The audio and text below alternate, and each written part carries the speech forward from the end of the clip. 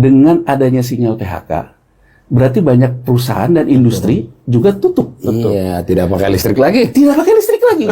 Tapi sebetulnya pemerintah lagi mencoba ngegendong laporan keuangan PLN. Orde Baru ditopang oleh Wijoyo, orang yang sangat teknokratis, dan juga ayahnya, Profesor Sumitro. Muncul banyak BLK, Badan Latihan Kerja. Iya, betul. The devil in detail kan? Iya. Gitu kan? Pemerintah harus kembali kepada teknokratisnya. Kenapa orang Indonesia investasi di luar? Komando tanpa diawali oleh teknokratisnya. Oleh konsep yang jelas. Oleh konsep yang jelas, ya akan sama aja gitu. Persoalan kita tuh memang korupsinya nggak nahan ya. Nah, Jadi kita Pak Harto itu, kalau milih orang, yang pertama tuh kompetensinya dulu. Tapi tidak pernah kita ngelihat menterinya era Pak Harto tuh kaleng-kaleng gitu loh.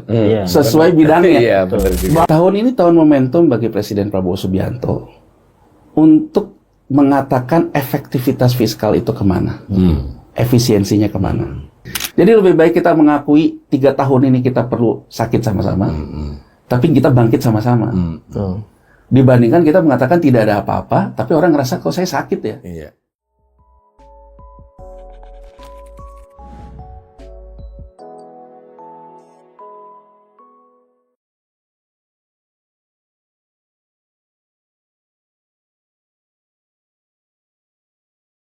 Bahwa kalau di Q1 itu ada momentum Ramadan, ada momentum Idul Fitri. Nah, ternyata kan terjadi perlambatan, ya, penurunan, perlambatan. Artinya ada momentum saja kita melambat. Nah, ini ya. Kan ada momentum saja kita melambat. Artinya kan konsumsi turun, ya. Kemudian yang diharapkan uang beredar di saat Idul Fitri juga turun. Tidak seperti biasanya. Tidak seperti biasanya. Mudik juga turun 24% kan angkanya. Nah, jadi walaupun pemerintah tidak mengatakan ada masalah di sisi demand, dalam hal ini pelemahan daya beli, ya mungkin ya kalau kita bertiga juga dalam pemerintahan juga, mungkin kita akan bicara demikian ya. Paling nggak tidak bicara, sebenarnya tidak menyangkal, tapi tidak ada mengakui. Nah, tapi kan pemerintah ya mungkin memang harus membangun optimisme dan sebagainya. Nah, sebetulnya kan kalau dilihat ya, yang bisa bicara assessment politik ekonomi ya, bukan hanya politik, bukan politik nih, tapi politik ekonomi. Kondisi ekonomi lah ya, kondisi ekonomi yang bisa memberikan assessment teknokratis itu sebetulnya ya Gubernur Bank Sentral. Mestinya ya, secara perundang-undangan begitu ya. BI. Misalnya kita ambil contoh, ketika Trump mengatakan bahwa suku bunga harus diturunkan, Gubernur The Fed kan dia ngotot bahwa yang dia jaga kan sebetulnya kemungkinan terjadinya inflasi akibat kebijakannya Trump. Nah, itu kan yang namanya terjadi teknokratis. Jadi kan kalau yang namanya Gubernur Bank Sentral ya dia selalu harus bicara teknokratisnya. Nah, misalnya sekarang Gubernur Bank Sentral kan harus mengatakan kalau ini terjadi pelemahan daya beli, berarti kan dia harus melihat bagaimana daya beli ini harus diperbaiki oleh pemerintah. Nah, diskusi seperti ini misalnya di budget office, di Banggar ya, itu kurang dinamis. Jadi saya memahami bahwa pemerintah tidak mungkin mengatakan seperti kita di luar. Tapi harusnya di posisinya itu ketika di parlemen itu terjadi dinamika. Gitu ya, jadi terjadi dinamika bahwa pemerintah sendiri pada akhirnya kita bisa mengambil kesimpulan bahwa sebetulnya negara ini dalam posisi tidak baik-baik saja. Apa pentingnya kayak gitu? Pentingnya kayak gitu itu kan coba kita ingat ya Mas Awalil. Di zaman dulu deh, zaman Orde Baru deh, Presiden itu mengatakan kencangkan ikat pinggang. Itu kan bagian dari dia mengatakan ekonomi sedang perlu pengetatan, sedang perlu pendisiplinan. Bahasa dia kencangkan ikat pinggang. Akan jadi lucu di kita kalau di Q1 kita melakukan efisiensi anggaran di sana-sini, yang kemudian menurunkan G-nya yang dikatakan oleh Mas Rijal tadi, tapi pemerintah masih mengatakan bahwa kita tidak ada apa-apa. Ini ya, menurut saya kan, bahwa antara omongan dengan kebijakan nggak sinkron. Ya, jadi maksud saya, membangun optimisme dan memberikan sinyal ke masyarakat itu penting. Penting, ya. Misalnya contoh di masa lalu mengatakan kencangan ikat pinggang. Sehingga masyarakat juga bisa punya early warning system apa yang harus dia lakukan. Ya. Nah, sekarang kita lihat Mas Awalil bahwa sekarang akibat dari Q1 yang juga mengalami defisit di APBN kita yang sempat lambat juga keluarnya. Saya melihat pemerintah misalnya ketika menyampaikan yang Mas Awalil katakan tadi pra RAPBN, pemerintah juga di sidang paripurna Menteri Keuangan mengatakan di April kita sudah surplus. Iya, betul. Nah, kalau kita lihat begitu kita lihat in detailnya angkanya, penerimaannya turun, pengeluarannya turun. Jadi dengan kata lain yang dilakukan pemerintah ketika penerimaan ini turun, dia mulai sadar ini harus diturunin belanjanya. Artinya di Q2 ini G suka tidak suka udah turun loh. Di Q1 saja dia sudah turun, sekarang penerimaannya turun, G-nya diturunin, berarti di Q2 bisa turun. Dan kita tidak punya momentum yang dikatakan Mas Rijal tadi. Betul. Ya kan? Nah, pemerintah kemudian mengulang lagi untuk menstimulus kepada daya beli, diberikanlah diskon listrik.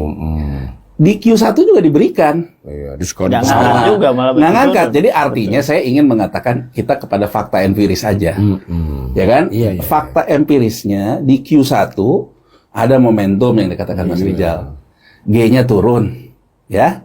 Tapi juga kita juga melihat pemerintah memberikan stimulus. Iya, ada listrik Januari Februari listrik. Tetap turun. Tiket juga diturunin. Tambah turun. Nah, sekarang di Q2 dengan resep yang sama, pemerintah ingin melakukan hal itu dan dia mengatakan bahwa ini bisa mendongkrak perekonomian ya. Jadi artinya teman-teman ekonom yang pro pemerintah kan suaranya begitu.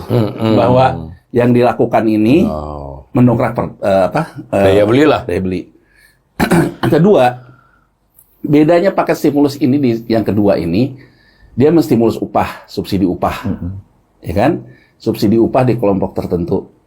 Nah, sebetulnya pertanyaannya yang dikatakan Mas Rijal tadi, investasi yang melambat, yang 24% dari share GDP kita, kan konsumsi tadi kita udah lihat ya. 54. Investasi yang melambat sebetulnya kan bisa dilihat juga dengan terjadinya PHK di sektor formal. Bisa dilihat juga dari penurunan PPH. PPH badan. Ya kan? Berarti sebetulnya dunia usaha dalam posisi dalam posisi PHK. Declining lah, dalam posisi menurun. Nah, sekarang kalau misalnya subsidi upah ini mau dilakukan, kalau pekerjaannya masih ada dapat. Tapi kan gini lah. Kalau pekerjaannya sudah tidak dapat, ya dia tidak dapat. Nah, saya ingin membuka pembahasan ini gini Mas Awalil. Kita ingat nggak waktu perdebatan di era Covid misalnya? Dulu era Covid ada perdebatan. Kita memberikan subsidi upah atau memberikan universal transfer. Yang semua orang dibagi gitu. Jadi pemerintah membagi uang ke semua orang, tidak peduli dia seperti apa, pokoknya dibagi oleh pemerintah. Nah, kita kan lebih memilih subsidi upah dan BLT, tidak universal transfer.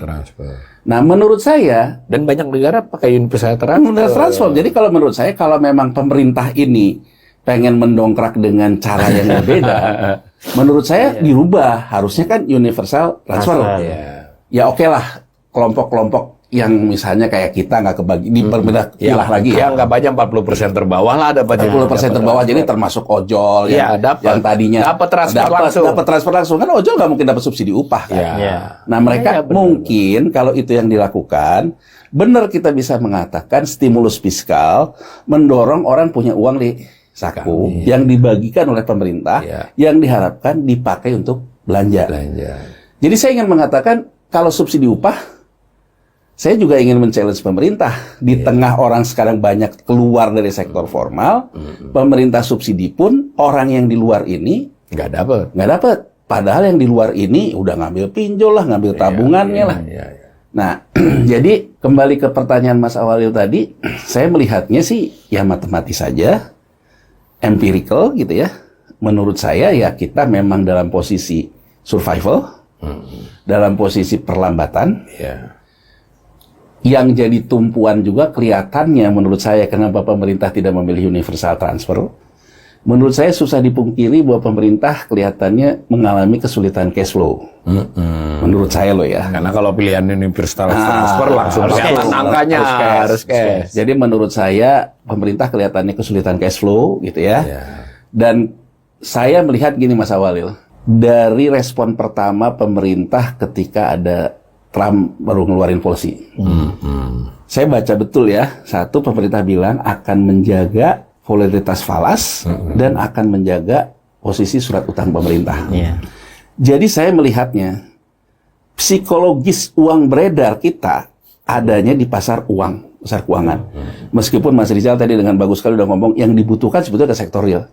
Tapi dalam posisi sekarang pemerintah berhadapan dengan psikologis yang sifatnya di pasar keuangan. Nah, Mas Awalil, dari dua hal ini saya melihat pemerintah akan memprioritaskan jangan sampai terjadi kita turun di downgrade gara-gara misalnya default, dalam artian tidak bisa bayar bunga hutang lah, ya kan, apalagi pokoknya atau minta penundaan. Coba kita lihat rezim kita sejak reformasi itu kalau ada ekonom-ekonom yang sangat kiri, yang sangat sosialis, menawarkan untuk melakukan negosiasi utang seperti yang dilakukan oleh Argentina lah misalnya, Presiden Argentina, kan ekonom yang ada di pemerintah selalu menolak.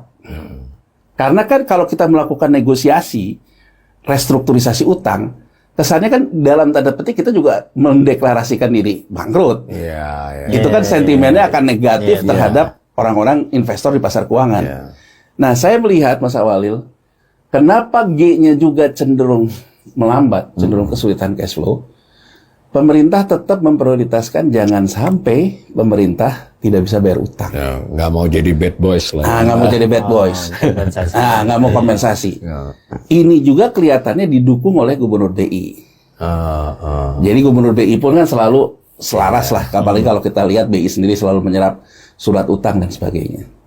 Nah, saya ingin mencoba berpikir sedikit imajinatif nih masih di jalan Mas Awalil. Kenapa sih diberikan subsidi terhadap listrik? Gini Mas Awalil, listrik itu, ya tarif listrik itu, kalau dia terjadi kenaikan harga pokoknya ini 35%-an saya hitung itu diakibatkan oleh perubahan pembelian IPP yang listrik swasta.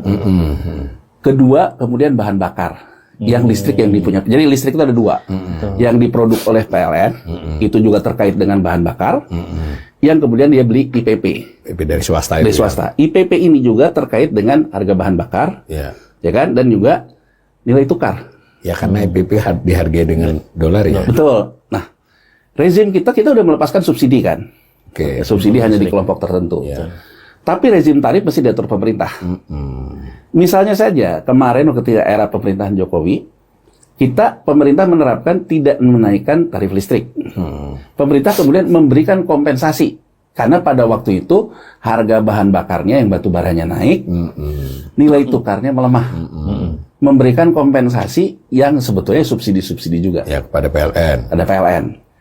Nah, ketika pemerintah memberikan subsidi dan hak tagih dan sebagainya dan ada IPP, terdapat juga standar akuntansi yang diterapkan terkait leasing, standar akuntansi 30, yang diinterpretasikan lewat interpretasi standar akuntansi nomor 8, bahwa yang namanya IPP, power plant swasta, itu harus masuk ke dalam ISAK 8. Dan artinya apa? Semua hutang yang diakibatkan IPP segala macam masuk situ.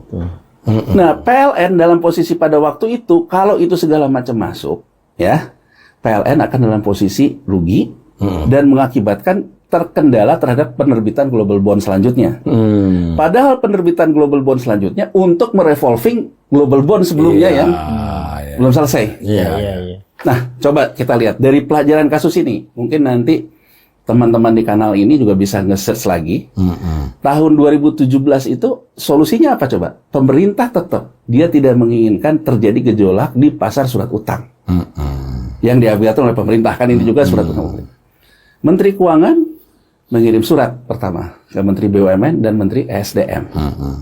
Kemudian menjadi jaminan pemerintah terhadap kompensasi BBM segala macam itu yang di PLN, itu pemerintah menjamin karena kan ada muncul juga PSHK yang terkait dengan impairment itu. Dan kemudian Menteri Keuangan juga kemudian mengirim surat ke OJK minta PLN dikecualikan terhadap penerapan ISAK 8. Kenapa saya sejauh ini Mas Rijal, Mas Awalil?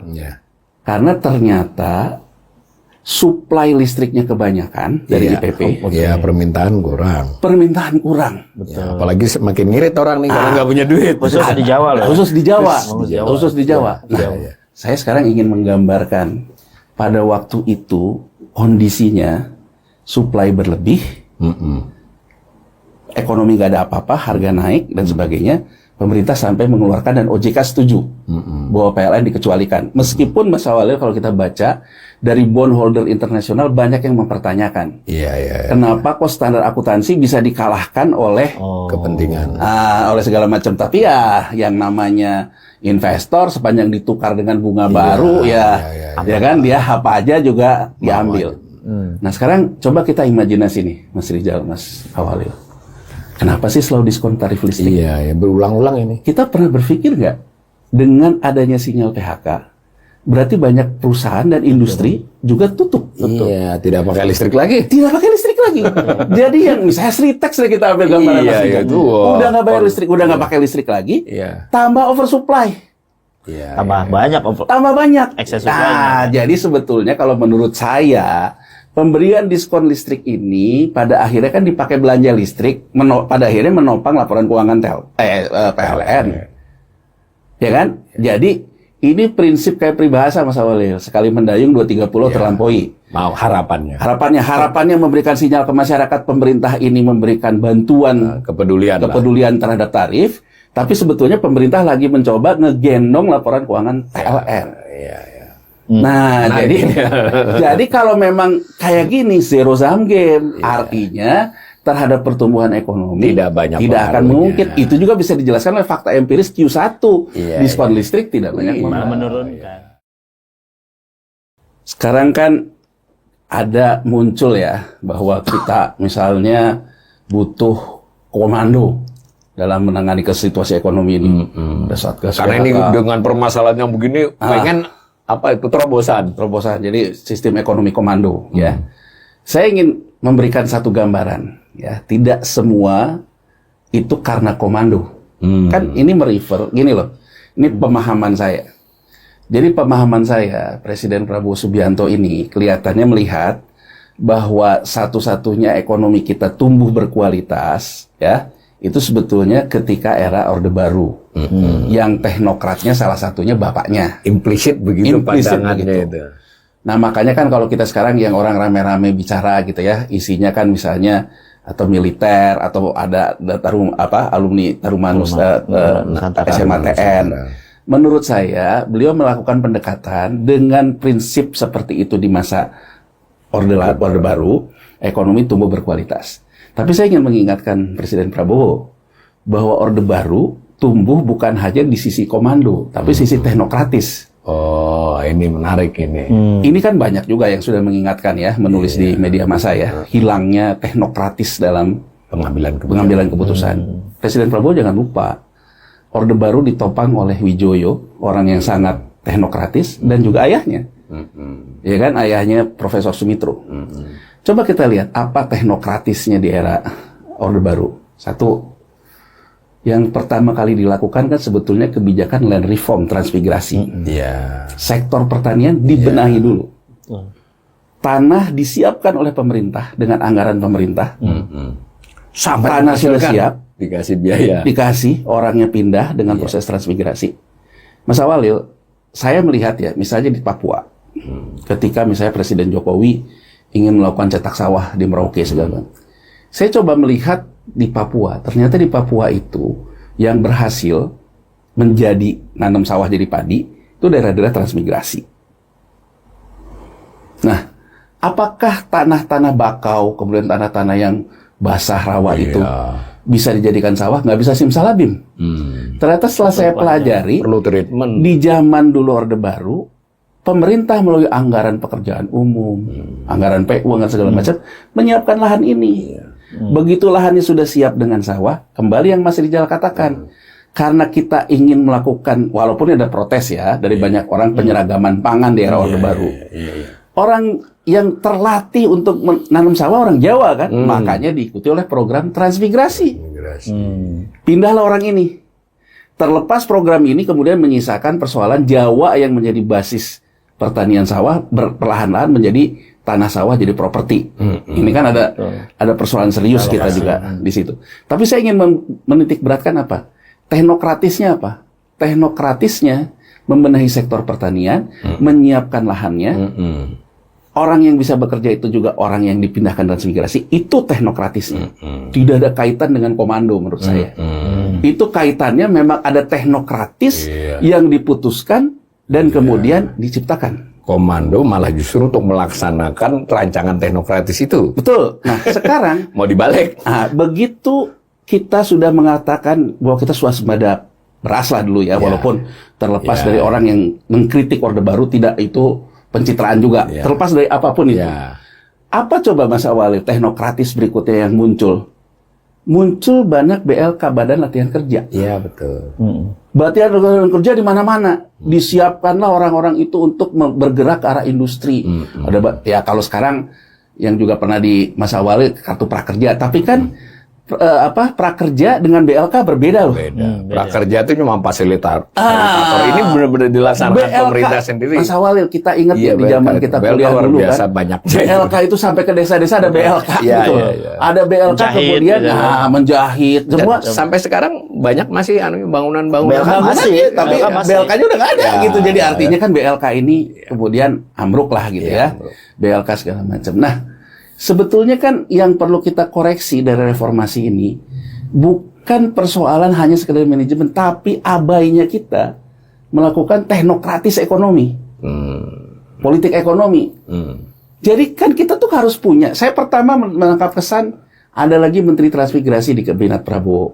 Menurut saya rohnya udah dapat. Berarti dia ingin mengembalikan lagi ke era lama.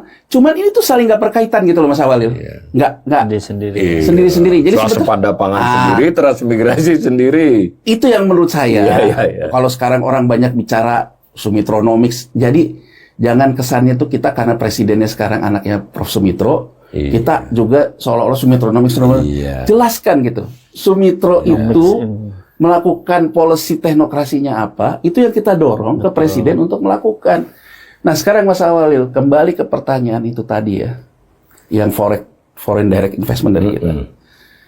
Mas Awalil, coba bisa bayangkan nggak, misalnya sekarang, ya, Indonesia ini perlu beras. Kalau perlu beras, perlu sawah. Berarti bisnis pangan di Indonesia itu menguntungkan. Sekarang kalau kita lihat, pendekatan yang dilakukan adalah bahwa beras yang panen itu harus ke Bulog masuk. Sehingga pemerintah sekarang bisa mengklaim bahwa pemerintah punya cadangan beras. Tertinggi sepanjang sejarah. Tapi kan pendekatannya sebetulnya bukan dengan reform sawah. Pendekatannya kembali yang saya bilang tadi, komando. Memaksa administratif. orang setor ke Bulog. Memaksa orang store ke Bulog.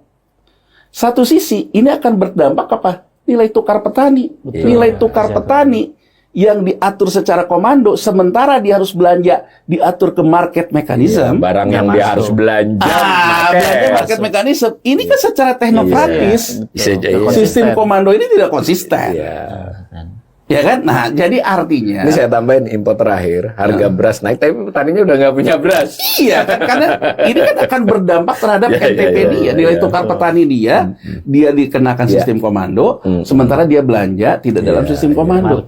Nah sekarang Mas Awalil, problemnya adalah, jangankan buat pabrik, mungkin kalau sekarang juga, misal deh, saya deh Mas Awalil gitu, saya kadang-kadang mempelajari, ini luar biasa ya kalau nanam kopi. Kopi ya. Tapi itu saya bingung kan, di mana ya nanamnya? Iya. Kalau saya nanam, oke, di daerah itu, saya baru datang ke sini. Yang coba deh kita uji dengan kita sendiri turun ke desa, ke lapangan. Udah ada yang ngintil. Entah itu maklar tanahnya, entah dia, yang artinya apa? tidak mensuplai tenaga kerja seperti yang dikatakan oleh Mas Rizal. Iya, Yang dia iya. katakan soal keamanan saya jaga deh. Iya, iya. Bahkan saya lihat tuh di TikTok di mana tuh ada yang sampai membuat konten kreator. Saya kan putra daerah, Iya. saya amannya aja lah. Bukan cari pekerjaan, soalnya. Iya.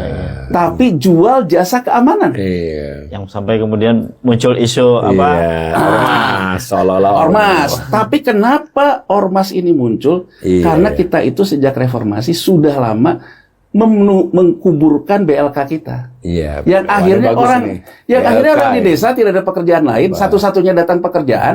Kalau mau ada pemilihan disuruh jadi tim sukses. Iya. Bangsa kita jadi kebiasaan bahwa pekerjaan itu Mas Awalil. Iya, iya, iya.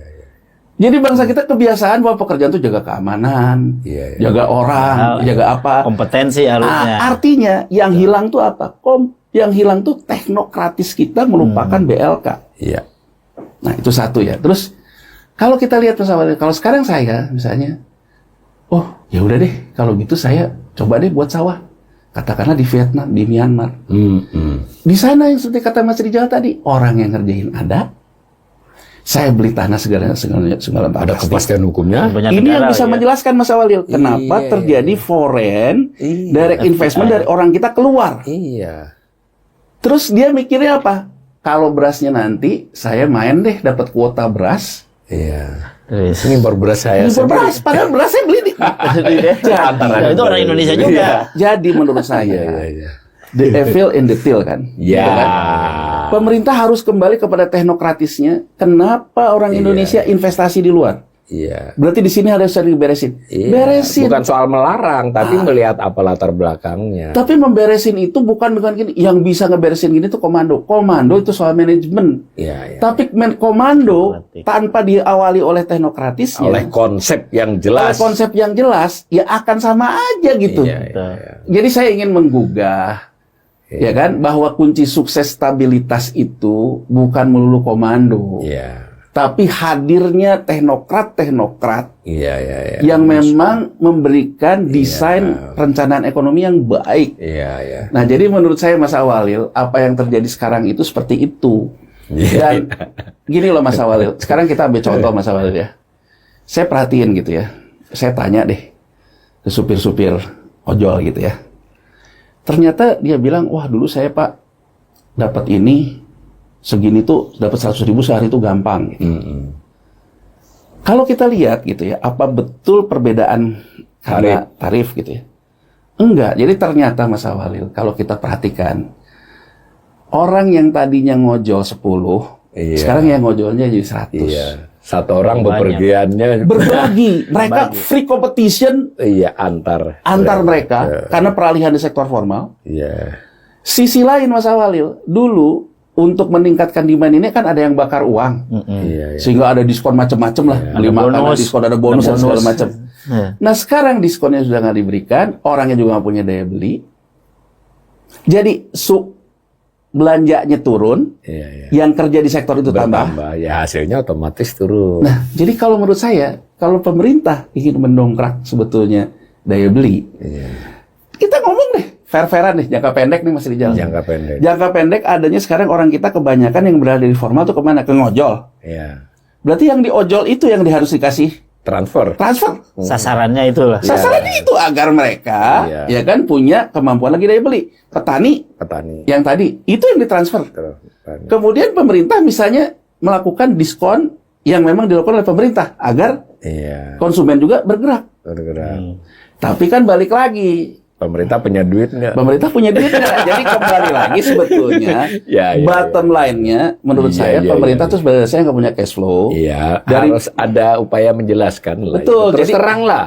Jadi akhirnya stimulus itu buku ke buku, Iya, pemerintah. Cuman iya, buku-buku buku, aja iya, gitu, Bu. Tidak ada uang buku, tunai iya, yang keluar. buku, iya, Itu iya, sih iya, menurut iya. saya. Yang jadi pertanyaan saya sejak lama, betul sih bahwa saving ratio kita itu rendah, sehingga kita membutuhkan investasi asing. Ya, Kan gitu ya. Teori lama tapi berlaku. Ya, terlalu berapa. Tapi begini loh, yang saya heran, misalnya tadi Mas Rijal udah mengatakan, dulu PMDN begini, di saat PMA begini, walaupun sekarang ada salip-salipan. Tapi yang saya heran Mas Awalil, ketika PMDN itu juga dalam posisi tren menaik, ya, Iya. pemerintah itu tidak pernah berkomunikasi dengan investor dalam negeri. Selalu ngomongnya kita memberikan karpet merah untuk investor asing. Ini Mas Rizal ini perlu digarisbawahi. Jadi gini loh, saya mengatakan kenapa pemerintah ini tidak menggerakkan budaya investasi lokal. Misal Mas Awalil ya, saya ambil contoh.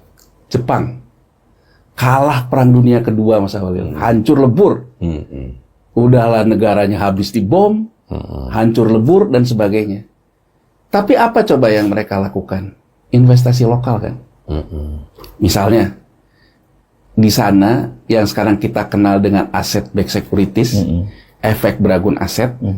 Kalau dalam banyak literatur sektor keuangan, asset backed securities itu pelopornya Jepang dan dia dianggap sukses di situ. Suksesnya di mana? Ketika mereka selesai Perang Dunia Kedua, dia gimana membangun lagi industri? Orang yang kena PHK, dia tawarkan, ini pesangonnya ya, kamu jadi pabrik emur. Emurnya nanti dibeli oleh siapa? Oleh pabrik mobil. Kan pabrik mobil harus melakukan PHK. Karena posisi kalah Perang Dunia. Tapi cara mereka melakukan teknokrasi apa? Dengan aset backed securities. Sekuritisasi emur. Sekuritisasi kan itu sesuatu yang kecil banget. Tapi dia lakukan. Ya kan? Dengan kata lain bahwa pemerintah mengatakan bahwa ini ya pesangon kamu dalam bentuk ini, kita kasih insentif, nanti siapa yang akan beli emur kamu? Pabrik. Pelan tapi pasti Jepang kembali pulih industrinya. Bahkan bisa mengalahkan Amerika di tahun 70 sebagai negara yang kayak Cina hari ini. Tahun 70 kan Amerika kalah sama Jepang. Pelan tapi pasti. Nah, maksud saya Mas Awalil, kenapa sih kita tuh tidak bisanya mengatakan sekuritisasi kopi? Nih kopi, lahan kopi. Cengkeh. Kopi deh misalnya yang seorang kopi yang paling lagi rame. Misalnya BUMN. BUMN sebagai yang menjaminnya lah. Dia melakukan sekuritisasi. Ini sekuritisasi lahan, kita yang melakukan manajemennya, kita yang cari petaninya, pemasarannya segala macam. Investasi EBA kopi harganya segini. Ditawarkan ke siapa? Ke yang lokal-lokal tadi. Coba Mas Awal. Yang masih punya duit di bank tadi. Sekarang kita pakai rasionalitas dari sisi pasar keuangan. Ya. Saya sekarang punya tabungan. Misalnya BI rate turun. Karena inflasinya itu turun. Karena kita deflasi. Akibat daya beli. Tapi di sisi lain, ekses likuiditas terjadi. Yang namanya yield surat utang jauh di atas BI rate. Jauh dari inflasi. Logik saja. Dan ini juga memang menjadi bagian dari pemerintah jualan sukuk retail lah, ya kan, sukuk tabungan lah, obligasi retail lah. Pemerintah sendiri mendorong terjadinya crowding out ini kan. Sekarang logika aja Mas Awalil, saya simpen nggak di bank, saya pindahin lah. Saya akan dapat yield lebih tinggi. Itu kan ekses likuiditas terjadi. Sekarang di level yang lebih tinggi, saya lihat gitu, volatilitas US dollar rupiah segini gedenya. Emas kalau beli antam doang, untung 100-200 ribu, itu pun lama.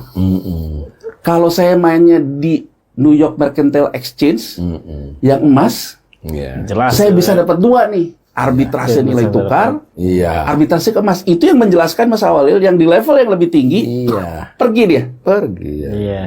Nah, ini Mas Awalil, kalau kita tawarkan, ini dengan kita melakukan sekuritisasi kopi, kita bisa kasih loh return ke Anda 8%. Minimal yang kecil-kecil tadi, yang sekarang ekses likuiditas ke Sun, ke sukuk dan sebagainya, akan pindah ke kopi. Toh sama ini dijamin pemerintah kan? Nah, jadi maksud saya, pernahkah kita berpikir bahwa surat utang yang diterbitkan oleh fiskal itu menstimulus langsung kepada penyelesaian persoalan ekonomi? Coba sekarang Mas Rizal, Mas Awalil, berapa penerimaan negara, berapa belanja negara, defisit terbitkan surat utang. Kenapa kita tidak mencabut proyek fiskalnya di belanja? Ini dibiayai oleh hutang. Hutang negara. Secara langsung. Untuk proyek tertentu. Untuk proyek tertentu yang pemerintah berikan return. Artinya uang ini akan langsung melakukan intermediasi. Jadi menurut saya teknokratis yang seperti dilakukan oleh Jepang harus kita tiru. mulailah dari sesuatu yang sepele. Katanya Vietnam juga lakukan. Ya, tapi kan gini loh Mas Walil, persoalan kita tuh memang korupsinya nggak nahan ya. Nah, Jadi kita artinya gini loh Mas Walil. Kalau program ini gue dapat apa? Kan jadi begitu. Saya khawatirnya gini loh, sistem komando pun kalau kita tidak membenahi persoalan korupsi Iya. akan sama saja, korup lagi. Ganti orangnya aja. Ganti orangnya aja. Jadi coba Mas Walil ya, kita lihat deh. Cina ya, ketika Cina dianggap plagiat, dilaporkan ke WTO. Memang benar sih, Cina baru memegang Hong Kong ya. Iya. Tapi yang dikatakan oleh Cina gini, produksi aja yang plagiat itu. Kita ini konsumen terbesar juga di dunia. Jadi, Iya. orang itu dijadikan value added betul oleh dia. Iya. Dan dia ada keberanian. Ya udah, kita sekarang nggak boleh dagang ke lain, yang lain juga nggak boleh dagang. Ditutup oleh dia kan. Iya. Produksi kita dimakan sendiri oleh kita. Dengan kata lain, yang tadi Mas Rijal katakan, misalnya tekstil. Kita bersaing sama Cina. Iya. Kita akan bilang, kita tutup pasar kita. Ya, kita penuhi sendiri. Penuhi sendiri. Mampu loh kalau tekstil itu penuhi sendiri. Konsumennya siapa? Ya kita sendiri. Nah, kemudian kan akhirnya negara-negara di luar juga akan deal dengan kita. Iya. Karena deal kita udah punya budaya investasi lokal. Iya. Nah, kalau gini, terus terang aja menurut saya. Iya, ini investasi gitu. Berhadapan dengan asing. Oh, saya butuh duit gini. Kita tuh kelihatan kayak orang butuh duitnya itu loh Mas Walil. Banyak duitnya. Ngemis akhirnya minta macam-macam kan. Oh, saya mau masuk kalau begini. Tapi kalau kita ngomong, ya kalau Anda tertarik ke sini, ya masuk aja. Itu kalau kita ngomong apa yang terjadi di Cina. Iya. Dan bahkan Mas Walil, di Korea Selatan, ini karena Mas Walil ngomong sektor keuangan ya. Korea Selatan, dan ini saya pernah tanya karena saya pernah studi banding dengan Korea Selatan karena sama-sama letter of intent. Waktu dulu saya masih kerja di bursa. Kan sama-sama Indonesia dan Korea Selatan menandatangani letter of intent. Tahun 2000 saya studi banding karena sama-sama menandatangani letter of intent. Jadi saya tanya, dalam LOI itu IMF dengan Indonesia dengan Korea Selatan sama. Aset yang di bailout itu harus didivestasi. Di negara saya ribut karena saya dulu banyak ngangani kasus BPPN, harga sahamnya diatur lah, BCA harga sahamnya diatur lah, ada pemilik lama bisa beli lagi. Korea Selatan waktu saya di Korsel tuh menjelaskan dengan cukup baik yang saya ingat sampai hari ini. Oh, kalau kita divestasi itu dibeli oleh investor lokal. Saya tanya sama dia. Basis investor Anda berapa? Sebelum terjadinya ketika krisis, basis investor lokal dia di bursa dia 14%. Setelah dia kemudian melakukan banyak program itu, investor lokalnya loncat Mas Walil ke angka 84%. Ngeri ya. Kita boro-boro berapa persen dan kita pun juga masih berhadapan dengan orang yang maunya cuan-cuan kan. Terus saya tanya, apa yang dilakukan? Semua divestasi ini yang intinya adalah redistribusi aset negara. Dari aset negara yang segini banyak, diksasilah ke banyak orang beli. Kalau kita kenapa jadi ribut? Indosat diserahkan langsung ke Temasek. Jadi gelondongan modelnya. Tapi dia melakukan satu kerja dulu loh. Satu kerja meningkatkan basis investor lokalnya. Terus saya tanya, gimana Anda meningkatkan ini? Dengan online. Bagaimana Anda mengejar digitalisasinya? Nah, dulu di Korea Selatan itu, dia punya tuh yang namanya wifi kota. Yang gratis itu ya. Mas Walil, itu ngejiplak barangnya Cisco. Cisco ini kan punyanya Amerika. Sama, Korea Selatan juga sama kayak Cina. Ngejiplak. Awalnya lah ya. Awalnya. Terus saya tanya, itu dibuat sama siapa? UKM lah kalau bahasa kita. UKM itu apa? Dulunya di PHK dari apa perusahaan-perusahaan elektronik di PHK, persis kayak Jepang melakukan. Nah, jadi maksud saya Mas Awalil ya. Banyak contoh ya gitu. Banyak contoh. Sekarang kita challenge deh yang MBG. Koperasi Merah Putih. Kan kalau digabungkan, pemerintah tahu sekuritisasinya. Pembiayaan kan nggak usah langsung. Pemerintah bisa tawarkan. Ini saya tawarkan yang di Tasik. Investor lokal ya. Investor lokal beli. Ya mungkin kita juga kan beli gitu loh Mas Awalil.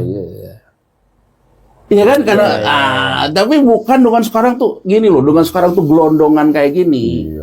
Nggak jelas gitu loh, governance-nya juga nggak jelas. Tapi kan kalau kelolanya tadi ya nggak jelas. Kalau pemerintah harus jual misalnya program MBG di Tasik digabungkan dengan Koperasi Merah Putih di Tasik lah. Benar. Digabungkan dengan petani Tasik dan segala. Kan pemerintah harus buat prospektus masalahnya. Ya, prospektus lah. Nah, prospektus itu wujud dari pemerintah melakukan planning, melakukan teknokrasi. Jadi ada teknokratisnya, bagian-bagian bawahnya ada prospektus dan bahkan bisa di-share ke lokal. Iya, dijual ke masyarakat. Ya. Masyarakat beli gitu. Termasuk juga yang perumahan tadi. Iya, mestinya begitu. Nah, termasuk sekarang yang kelas atas yang keluar kan bisa kita kasih insentif pajak. Iya. Kalau kamu misalnya masuk ke sini beli sekian lembar, kamu akan dapat insentif pajak berapa? Kan begitu masalahnya. Daripada nggak bayar sama sekali dia di luar. Saya Mas Walil termasuk di sini juga ya. Saya mengatakan saya itu mendukung ide Danantara. Ya. Yang saya tidak dukung adalah soal tata kelolanya dan soal kelembagaan. Gini loh Mas Walil. Kalau Danantara dipakai untuk microfinancing, menjembatani antara mikro dan makro, maka menurut saya orang di Danantara isinya orang-orang teknokratis. Jadi, mohon maaf nih Pak Mas Awalil, kita dibiasakan sejak Presiden Joko Widodo dan juga sekarang diteruskan oleh Presiden Prabowo Subianto, seolah-olah orang yang berpikir itu omon-omon, seminar terus, profesor nyinyir dan sebagainya. Iya. Termasuk podcast kita ini mungkin. Termasuk podcast kita. Menurut saya, mohon maaf. Iya. Bahwa orang itu ada porsinya masing-masing. Iya. Ketika negara ini belum punya kelembagaan yang baik, belum punya program yang ajak, maka yang diperlukan adalah lebih kepada aspek teknokrat intelektual. Tapi kalau itu udah ajak, yang kita butuhkan mungkin pedagang, sales. Iya. Mohon maaf Mas Awalil, Danantara isinya semua sales. Ya. Rosan misalnya. Rosan ya dia lebih banyak jualan saham, jualin perusahaan ngapain. Bukan orang yang punya track record teknokrat loh. Iya. Dia punya tren kan begini, beli perusahaan jelek, dananin dikit, jual. Artinya kan kapasiti dia portfolio trader. Dagang lah, trading.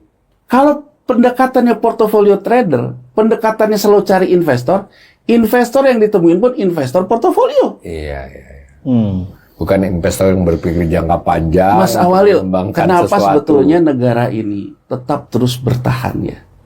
Karena negara ini sebetulnya menurut saya, banyak orang kaya yang sebetulnya tidak ada di permukaan. Iya. Yang bersedekah, yang apa segala macam. Tapi ini kan harusnya dilembagakan oleh pemerintah. Iya. Saya ambil contoh deh. Masa pacul aja diimpor? Apa sih susahnya buat pacul gitu loh? Iya, benar juga. Karena nggak ada insentif dan disinsentif kan? Iya. Kalau pemerintahnya insentifnya adalah beli pacul dari dalam negeri, pasti muncul industri pacul. Iya. Ini saya baca pendapatnya Rocky Gerung ya. Rocky Gerung bilang di media yang saya baca, Presiden Prabowo mengatakan kepada dia bahwa Presiden Prabowo ingin menjadi pemimpin sosialis di Asia. Saya mendukung juga. Iya. Saya mendukung. Jadi artinya kalau Presiden Prabowo berpandangan sosialis, maka orang-orang teknokrat yang akan dia rekrut Iya, adalah orang-orang yang bisa melakukan persoalan-persoalan mikro disistematiskan. Itu yang akan menjawab menurut saya. Bahwa perkara bahwa di luar itu butuh komando, ya. Tapi maksud saya bahwa ukurannya apa? Gini loh, kita tuh selalu Mas Awalil. Coba kita perhatiin Mas Rizal. Carilah yang market friendly. Market itu kan siapa sih? Iya. Pasar keuangan, Menteri Keuangan. Setuju aja bahwa pasar keuangan harus dikelola orang yang market friendly. Tapi kita tidak pernah mengatakan yang friendly terhadap masyarakat sendiri loh. Jadi ini pemahaman saya ya, masih di jalan Mas Awalil deh. Saya lihat ya, Pak Harto itu kalau milih orang, yang pertama tuh kompetensinya dulu. Kedua loyal. Jadi kalau orang kompeten tapi nggak loyal, nggak akan dipilih juga oleh dia. Gitu loh. Tapi tidak pernah kita ngelihat menterinya era Pak Harto tuh kaleng-kaleng gitu loh. Sesuai bidangnya. Iya, benar juga. Bahwa dia itu ya loyalisnya Pak Harto itu ya. Tapi kita nggak pernah tuh lihat kaleng-kaleng gitu di bidangnya. Iya, di bidangnya yang dia pilih. Jadi di bidang yang dipilih. Sekarang mohon maaf Mas Awalil, sekarang kalau kita lihat gitu. Lagi bahas tentang koperasi Merah Putih, yang ditanya omongan dia di telepon ke partai itu kan. Iya. Itu udah menunjukkan loh Mas. Iya. Mas Rijal, sorry nih, sorry. Bisa dilihat juga rekam jejak dia dengan koperasi dulu apa. Ini contoh ya, bukan Ini kita mau menghina seorang bayangin Mas pejabat. Awalil di Nggak ada. parlemen Iya. lagi membicarakan koperasi merah putih. Iya. Topiknya menjadi persoalan dia ngomong tentang yang ditelepon itu. Iya. Boro-boro menjelaskan teknokratisnya gitu. Iya. Kita mau berharap kayak gitu. Iya. Kan harusnya kan yang datang itu seorang menteri koperasi yang tahu konsep koperasi dengan detail, Iya. yang profesornya juga segen gitu sama dia. Iya. Kalau ini jangankan profesor, sesama politisi aja gak segen sama dia. Jadi menurut saya, mohon maaf, saya bukan mengatakan si A, si B harus Iya, dihafal ya. contoh aja. Contoh aja, tapi saya ingin mengatakan kepada Presiden Prabowo, komando satu hal, kompetensi hal yang Iya, mendasar. Gitu. Jadi ya bahwa winners take it all ya monggo lah. Ya, monggo. Tapi jangan lupakan orang-orangnya itu orang-orang yang kompeten Mas Iya, Awalil. Sehingga nanti muncul terobosan-terobosan yang bernas gitu loh. Iya. Di Danantara muncul misalnya nanti Iya. Eba Kopi gitu. Iya. Eba Duren. Iya. Kan cakep gitu loh. Kita akhirnya mengatasi persoalan kita dulu sendirilah gitu loh. Sebelum kita ngomong yang gede-gede gitu. Oke, gitu. Kalau jujur kita sedang berat ya kita ngomong berat. Iya. Agar nanti sebetulnya Bisa dipikul bareng-bareng. dipikul bareng-bareng. Karena saya takutnya gini, kalau sinyalnya itu nggak ada apa-apa, tidak memberikan sinyal bahwa pemerintah itu tidak menunjukkan sense of crisis misalnya ya. Kan sense of crisis itu dua hal Mas Awalil. Bisa dilihat dari pemerintah melakukan penghematan, bisa juga dilihat dari pemerintah melakukan timnya efektif. Gitu loh. Sekarang kalau kita soal perlambatan ini, outputnya apa sih? Pertumbuhan ekonomi, gitu ya? Iya, betul. Nah sekarang inputnya apa? Belanja pemerintah, ya kan? Yang controllable lah ya. Controllable. Kalau sekarang kita mengatakan di April kita sudah surplus, itu namanya bukan produktivitas, Iya. karena pertumbuhan ekonomi di outputnya turun. Iya, itu Karena kita juga menurunkan belanja. belanja. Berarti sebetulnya persoalan kita tetap tidak punya efisiensi dan efektivitas fiskal. Betul. Jadi yang dikatakan oleh Mas Rijal tadi, tahun ini tahun momentum bagi Presiden Prabowo Subianto untuk mengatakan efektivitas fiskal itu kemana, efisiensinya kemana. Saya setuju sama Mas Rijal ya. Sektor pertanian Mas Awalil, ya kalau kita lihat di Amerika Serikat ketika mereka keluar dari Great Depression, New Deal, dia membuat semua orang bekerja ke pemerintah, ke proyek pemerintah. Tapi proyek yang dikerjakan itu kan adalah bendungan. Bendungan itu setelah jadi irigasi, itu dia ikuti kemudian dengan kebijakan Green Revolution-nya, land reform-nya dia.